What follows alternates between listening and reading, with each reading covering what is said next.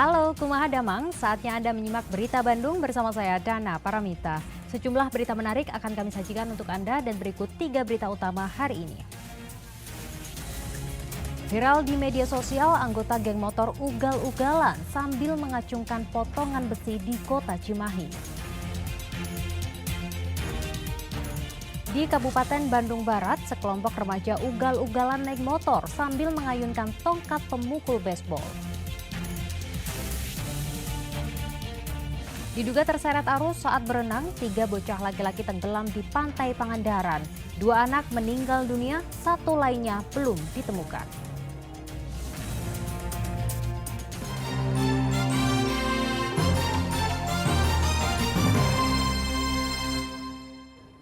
Informasi pertama untuk Anda, viral di media sosial. Sekelompok remaja anggota geng motor berkendara ugal-ugalan sambil mengacungkan senjata tajam potongan besi di kota Cimahi.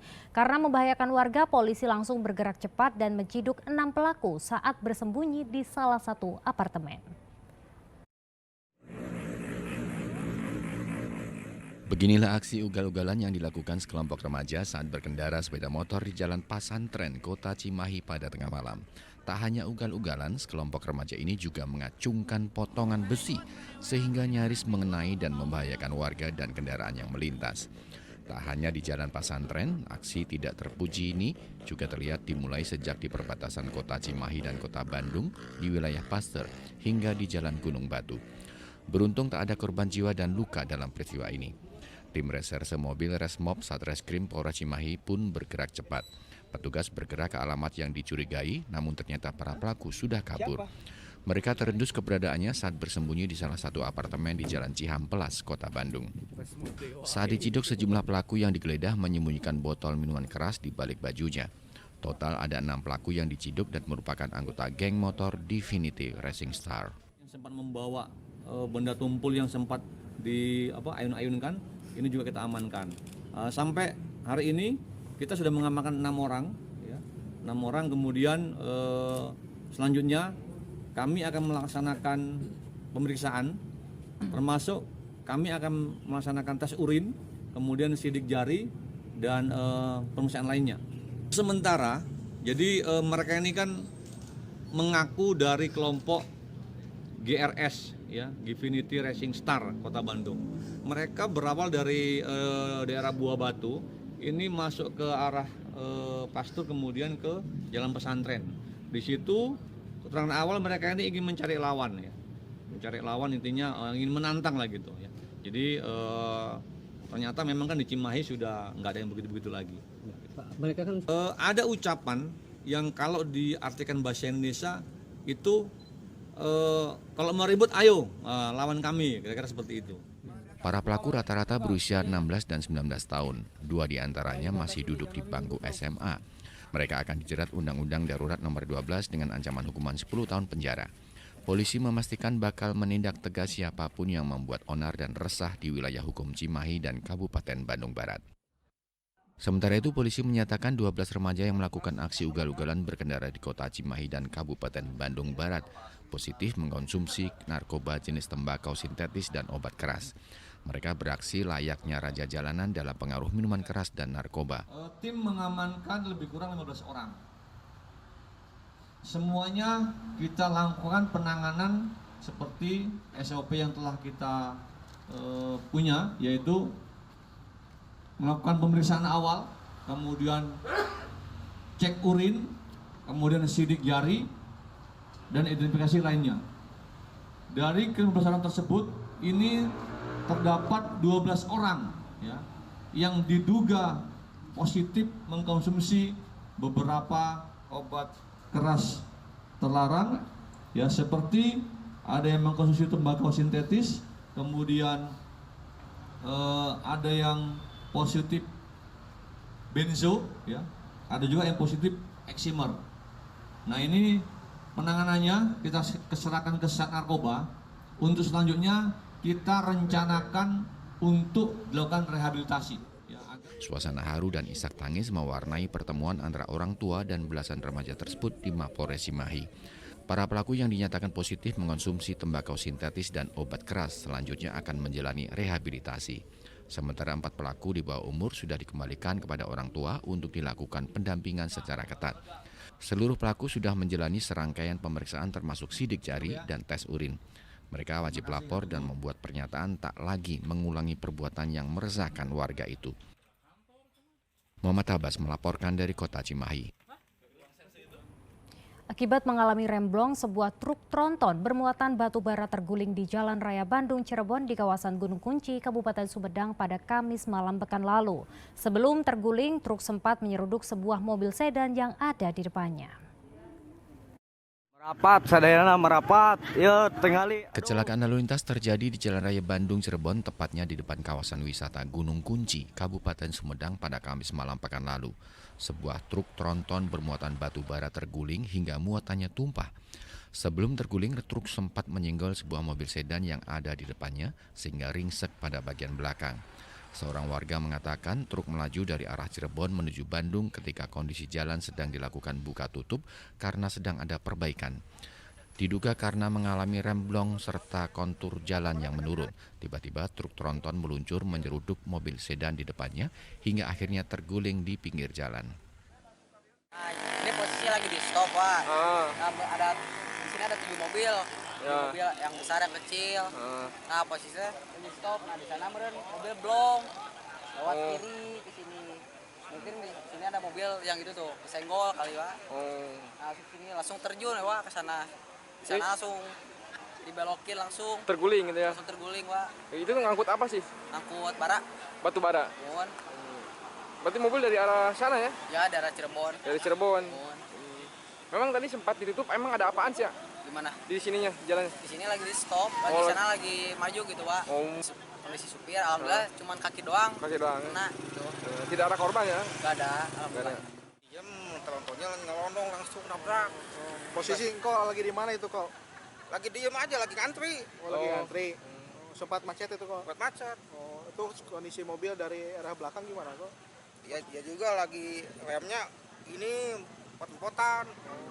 Itu yang rusak apa aja kok? Belakang aja, belakang. Bagasi belakang. Kok dari arah mana? Dari arah mana mau kemana? Dari arah Gunung Kunci mau ke Polres Lama. Tiba-tiba dari belakang truk datang. Truk ngangkut apa sih? Pak? Batu bara. Batu bara. Kecelakaan lalu lintas juga terjadi di kawasan Pantura Patok Besi, Kabupaten Subang. Kejadian bermula saat truk kontainer pengangkut pipa besi yang dikemudikan Aep melaju dari arah Jakarta dengan tujuan Probolinggo, Jawa Timur. Di lokasi kejadian, truk mengalami pecah ban hingga terguling. Pipa besi berukuran besar yang diangkut berjatuhan menghantam pagar rumah warga dan tiang listrik. Saat ini truk dan muatannya kemudian dipindahkan ke tepi jalan. Kronologisnya ya seperti biasa jalan lurus kan. Tiba-tiba ban pecah, kurang tahu gitu kan, baknya langsung ke atas, langsung dibalik gitu. Banyak Itu bawa apa? bawa pipa. Pipa. Ya. Terus ada korban nggak yang ketimpa? Alhamdulillah korbannya nggak ada. Ya. Beruntung tak ada korban jiwa dalam musibah ini. Agun Gunawan dan Zainal Arifin melaporkan dari Kabupaten Sumedang dan Kabupaten Subang. Informasi lainnya untuk Anda, sebuah masjid di area kampus Unpad di Jalan Dipati Ukur, Kelurahan Lebak Gede, Kecamatan Coblong, Kota Bandung, Kamis dini hari pekan lalu ludes terbakar. Beruntung tidak ada korban jiwa dalam peristiwa tersebut. Kebakaran melanda sebuah masjid yang berada di area kampus Unpad tepat di belakang Klinik Kesehatan Universitas Pajajaran di Jalan Dipati Ukur, Kelurahan Lebak Gede, Kecamatan Coblong, Kota Bandung. Akses jalan yang sempit menuju lokasi kebakaran membuat petugas pemadam kebakaran mengalami kesulitan untuk memadamkan api sehingga membuat api cepat menyebar. Menurut Wakil Komandan Peleton Diskar Kota Bandung, petugas pemadam kebakaran menerjunkan 7 unit mobil pemadam untuk menjinakkan api. Dan yang mengakibatkan kebakaran masih dalam proses penyelidikan, dan area yang terbakar diperkirakan 110 meter persegi. Jadi yang terbakar apa sih Pak? Masjid, gedung masjid. Sempat ada kesulitan nggak Pak? Akses sebetulnya. Jadi untuk masuk kita susah karena itu harus masuk lorong. dan harus menaiki ke atas untuk ngeblok posisi api supaya tidak ada peramatan. Alhamdulillah kita dari tim damkar berhasil ngeblok tidak sampai penjalanan ke bangunan-bangunan di sekitar. Pancar yang dikerahkan berapa unit? 7 unit yang diturunkan pusat dan utara. Untuk water tanker 3 water tanker, 3 pancar, 1 tangki, 1 rescue. Jadi Beruntung tak ada korban jiwa akibat kebakaran ini. Butuh waktu 1 jam untuk memadamkan si jago merah.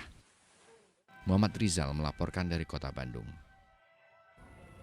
Ratusan sopir ambulans dari sejumlah desa di Kabupaten Purwakarta berunjuk rasa ke kantor Dinas Perhubungan pada Jumat pekan lalu. Mereka tak terima dengan ucapan Kepala Dinas Perhubungan karena menuding para sopir ambulans desa bersikap arogan saat bertugas di jalan.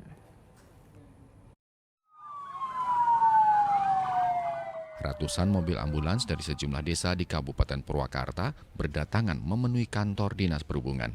Kedatangan mereka bukan untuk mengangkut pasien yang sakit, namun untuk berunjuk rasa.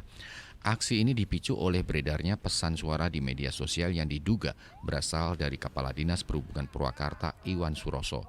Sang Kepala Dinas meminta agar pengawalan ambulans desa oleh relawan saat di jalan ditiadakan.